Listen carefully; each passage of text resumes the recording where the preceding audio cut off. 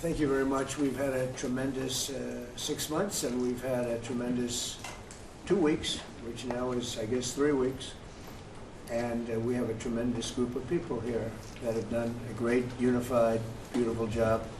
I want in particular, because of what she's gone through this last few days, done an incredible job. As you know, Kristi, I'm going to ask you to say a few words about Texas.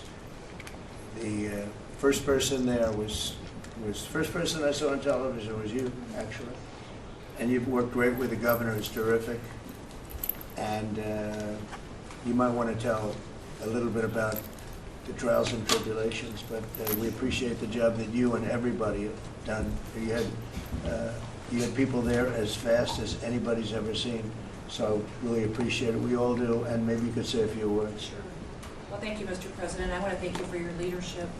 Texas is strong, and the people of Texas are incredibly strong. They've gone through something that is absolutely horrific, and it is heartbreaking to watch these families suffer the way that they are. As soon as this flash flooding event happened, you know, the governor has activated his emergency responders. Noem is his emergency management director, who is incredible, and has immediately worked with the local first responders to get help to individuals and get them evacuated, put requests into me. We deployed sort of right away, as you know, because you and I were talking a lot during this time, the Coast Guard. We also had some assets out of Customs and Border Protection.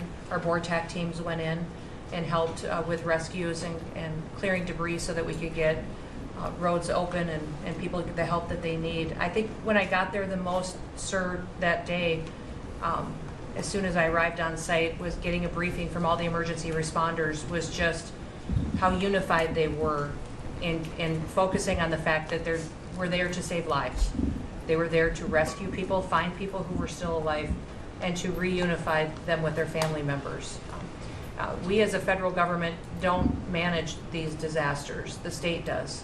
We come in and support them, and that's exactly what we did here in this situation. FEMA went to an enhanced level immediately, but as soon as you signed the major disaster declaration, we were able to get them resources and dollars right away, just like you envisioned, through state block grants to help them with cleanup.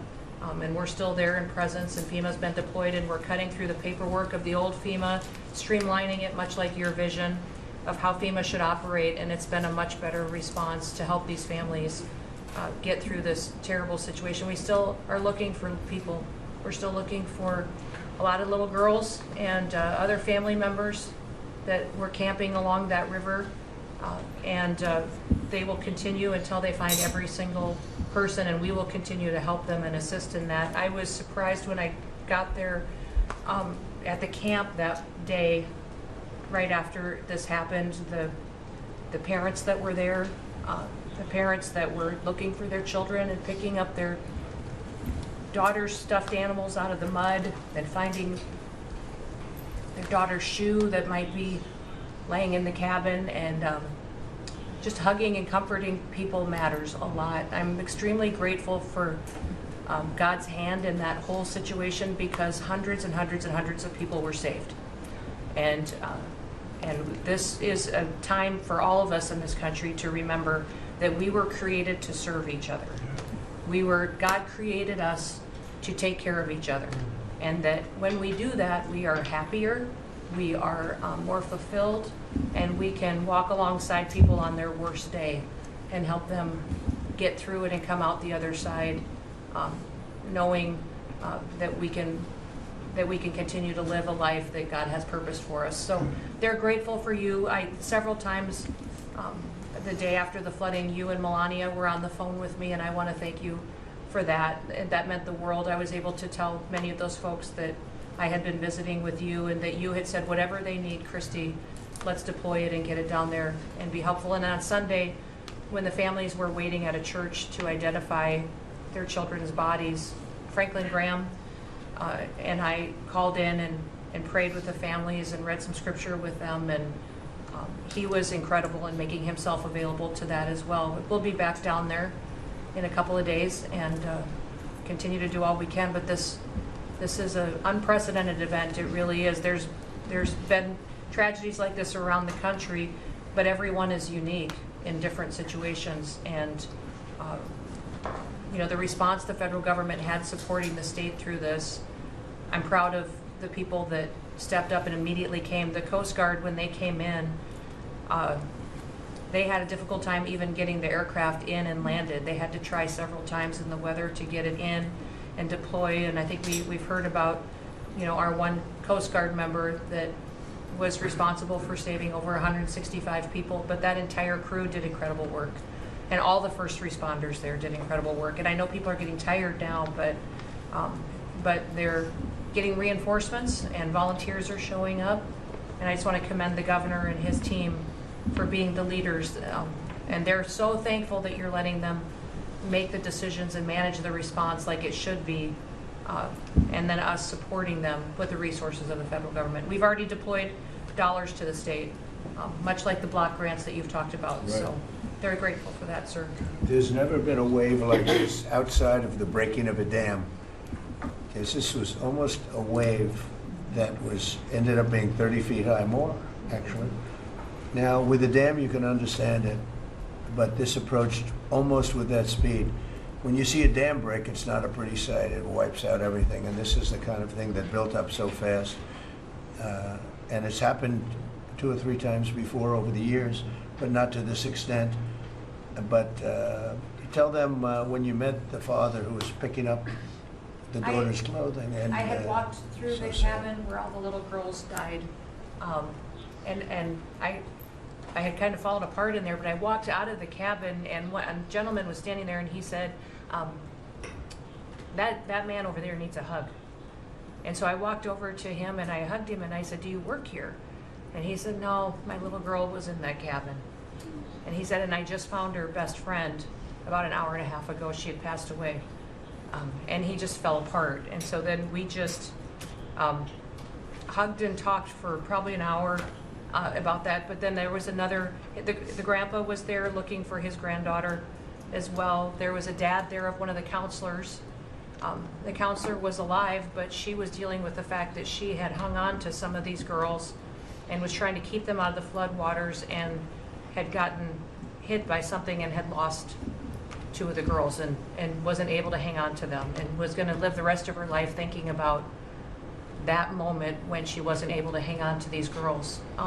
But these parents were picking up their kids' belongings out of the mud and throughout the camp and putting them in bags. And then one of the dads said, I knew 50 of these girls here. So I knew that was her dress and my daughter's friend's dress. So he was picking it up and putting it in a bag to return to her parents. And so it was and then the director was there comforting everybody who had lost his father the night before too. And he was still there trying to facilitate all of these parents grieving their children and find them. So the strength of people is incredible. One of the things that I asked there today, that day, was that they all have escorts or counselors when parents come in. So from that point, that when they came into the camp, that they have somebody with them when they're going and looking for their children's belongings or looking for their children. And so very emotional, but also just so tragic. The relationship with Texas and the governor has been obviously very good for years with me, but the relationship with Texas and their first responders and us with our first responders and lots of other people, and we brought in a lot of helicopters from all over, and we had a lot of helicopters. It was actually dangerous, a lot of helicopters up there, but they were real pros, and they were responsible for pulling out a lot of people, and we got them there fast, and Texas had some good ones too, but the response has been incredible, and the fact that we got along so well, I don't know, I don't even think that's a political thing, but we got along so well, and it was so unified. I think a lot of lives have been saved. That could have been as bad as it was. You could have lost double or triple. This thing was just really horrible. Well, congratulations on a great job, and I appreciate it. I know you're going down. I'll be going down on Friday with First Lady. be taking a trip, and we don't want to get in anyone's way because that's what happens. The president goes and everyone's around focused on. I don't want anyone to focus on us, but it's possible they could have somebody saved still. Yes, There's a lot of areas. It's a big area, and probably unlikely at this point, but there could be. I mean, they're thinking there could be the possibility, but what a tragic situation. A good job, and we'll see you on Friday, and we'll finish out the day here.